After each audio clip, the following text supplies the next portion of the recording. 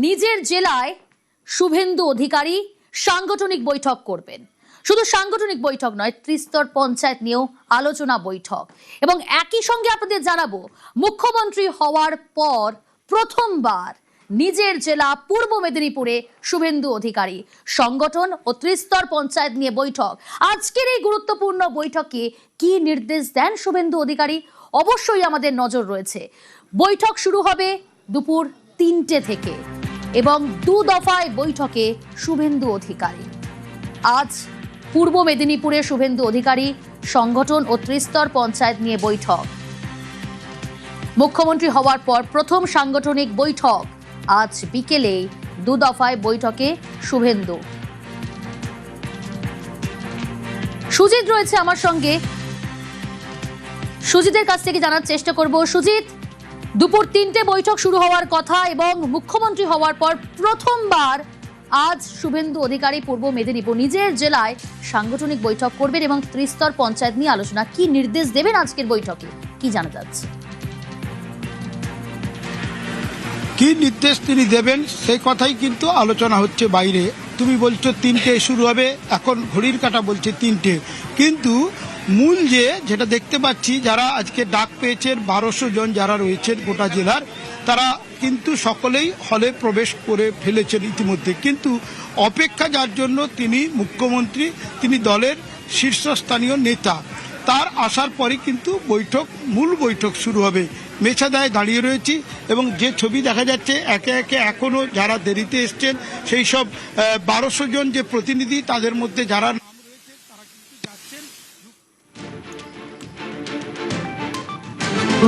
করছেন, করার পর ঢুকছেন। কিন্তু এসব নয়, মূল বিষয় আজকের বৈঠক শুরু কি বার্তা শুভেন্দু অধিকারী দেন, এই বৈঠক নিয়ে কিন্তু যা কিছু আগ্রহ, কৌতূহল বা অপেক্ষা, সেই অপেক্ষায় কিন্তু আছেন দলের কর্মীরা এবং দলের যারা ডাক পেয়েছেন আজকে, তারা একই সঙ্গে যারা বাইরে আছেন বা দূরে আছেন, সকলের কিন্তু কৌতূহল। এবং সেই কৌতূহলটা যখন কিনা এই সাংগঠনিক বিষয়, তখন মূল কথা তোমাকে বলতেই হবে যে বিজেপির শক্ত ঘাঁটি নন্দীগ্রামের জেলা, সেখানে 2টো সাংগঠনিক জেলা ভাগ করে দেওয়া আছে। একটা হলো তমলুক, একটা কাঁথি। আজকে তমলুক কেন্দ্রের এই বৈঠক, সেখানে জনপ্রতিনিধি, নেতা, সাংসদ, বিধায়ক সকলেই কিন্তু এসে হাজির হয়েছেন এবং অপেক্ষা করছেন মুখ্যমন্ত্রীর। তিনি এলেই মূল বৈঠক শুরু হবে। সেখানে কি নির্দেশ আসে সেদিকেই কিন্তু সকলের কৌতূহল, উৎসাহ। এবং কি নির্দেশ দিতে পারেন, নির্দেশ অনেক কিছুই থাকতে পারে। কারণ তুমি জানো, 2 মাস সরকারের বয়স, ইতিমধ্যেই পালাবদলের পর এখানে জেলা পরিষদও চলে এসেছে। 16টি বিধায়ক, 16 জনই কিন্তু বিজেপির, 2 জন সাংসদ বিজেপির। দায়িত্ব এবং প্রত্যাশা বিজেপির প্রতি কিন্তু বেড়েছে এবং সেখানে চাওয়া পাওয়া, পঞ্চায়েত চালানো, অনেক কিছুই ঘটনা ঘটছে। 18 জন পঞ্চায়েত সমিতির সভাপতি তৃণমূলে, তারা পদত্যাগ করেছেন। একরকম অচল অবস্থা তৈরি হয়েছে। প্রধানরা কেউ কেউ পদত্যাগ করেছেন, কেউ কেউ আবার আসছেন না ডিম থেরাপির ভয়ে। এইসব ঘটনা যখন ঘটছে, তখন দলকে একই বাঁধুনিতে বাঁধার জন্য সেই লক্ষ্যে, এবং উপনির্বাচন নন্দীগ্রাম বিধানসভা কেন্দ্রে রয়েছে, আর পৌরসভা হলদিয়া এবং তমলুকের পাঁশকুড়ার মতো জায়গায় পৌর ভোট রয়েছে। সেই সব বিষয়কে সামনে রেখে একটা বলা যায় যে বাঁধুনি তৈরি করতে চাইছেন, যেটা সূত্রের খবর শুভেন্দু অধিকারী। তিনি মুখ্যমন্ত্রী যেমন, তিনি কিন্তু এই দলের, এই জেলার মূল নেতা।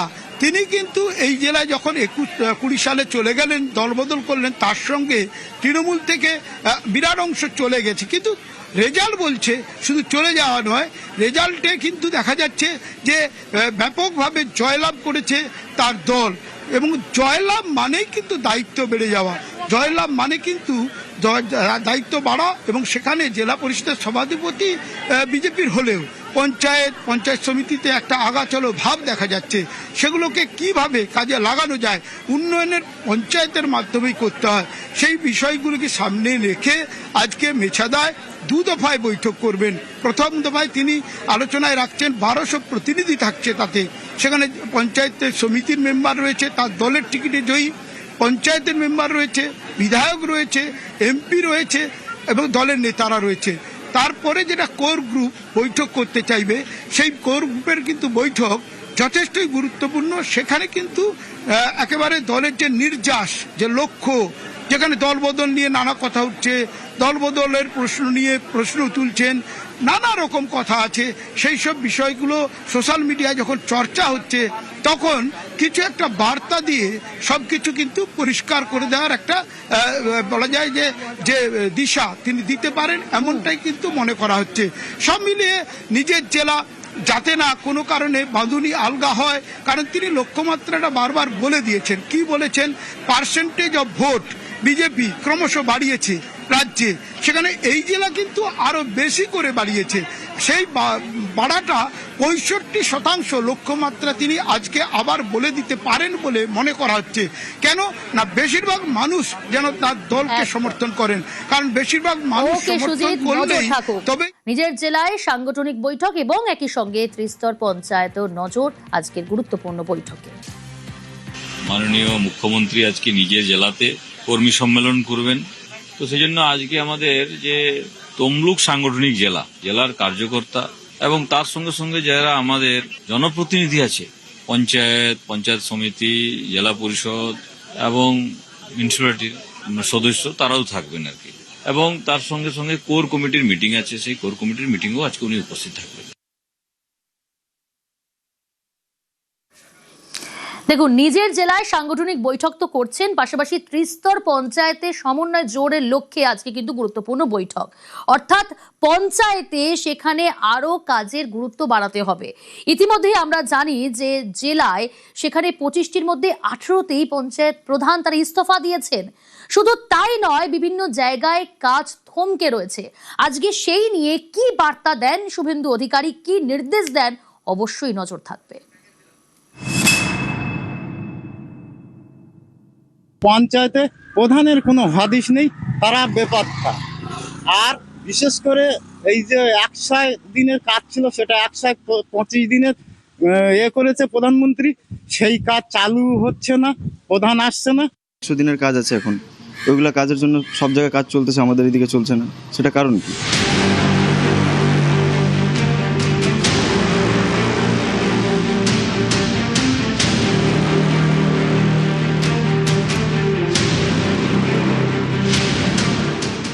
অধিকাংশ গ্রাম পঞ্চায়েত এবং পৌরসভার লোকেরা পালিয়ে গেছে, কেউ তাদের তাড়িয়েও দেয়নি। রাজনৈতিক বিপর্যয়, টাকা ফেরত দিতে হবে, এই জন্য পালিয়েছে ওরা। কিন্তু পঞ্চায়েত পুরসভা বন্ধ থাকার জন্য সাধারণ মানুষের অসুবিধা হচ্ছে। আমরা আজকে বলে দিলাম যে পঞ্চায়েতে সচিব আছে, সচিব কাজ করবেন। পঞ্চায়েত অফিসকে অচল করে রাখার কোনো অধিকার কোনো ব্যক্তি বা কোনো দলের নেই। 1 জুলাই থেকে রাজ্যে চালু হয়ে গিয়েছে ভিবি জিরামজি প্রকল্প। 100 দিনের বদলে 125 দিনের কাজ, কিন্তু প্রধান উপপ্রধানদের দেখা না মেলায় অনেক জায়গাতেই কাজ শুরু হয়নি। বিজেপির দাবি, ডিমের আতঙ্কেই উধাও তৃণমূলের এই প্রধান উপপ্রধানরা। আমরা যা চুরি করেছি, বাইরে বেরোলে ডিম খাবো, মানুষ প্রশ্ন করবে।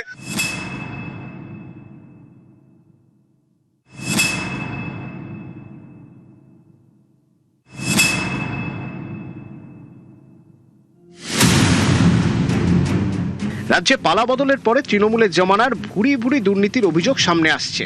তৃণমূল নেতাদের দেখলেই ডিম ছুটছে ক্ষিপ্ত জনতা।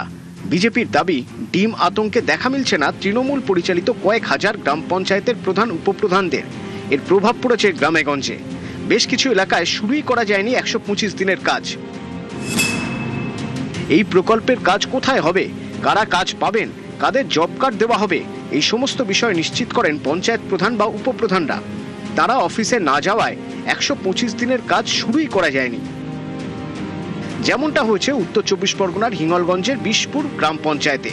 স্থানীয়দের দাবি, 4 মের পর থেকে প্রধান উপপ্রধানের দেখাই মেলেনি।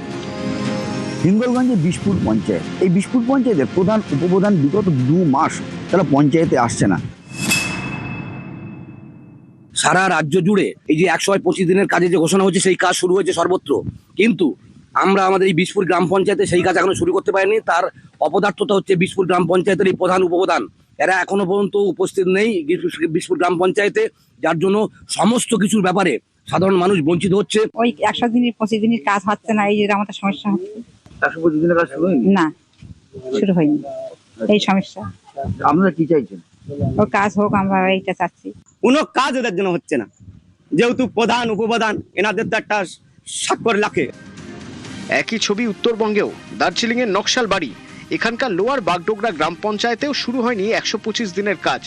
অভিযোগ একই, পঞ্চায়েতে প্রধান উপপ্রধানের অনুপস্থিতি।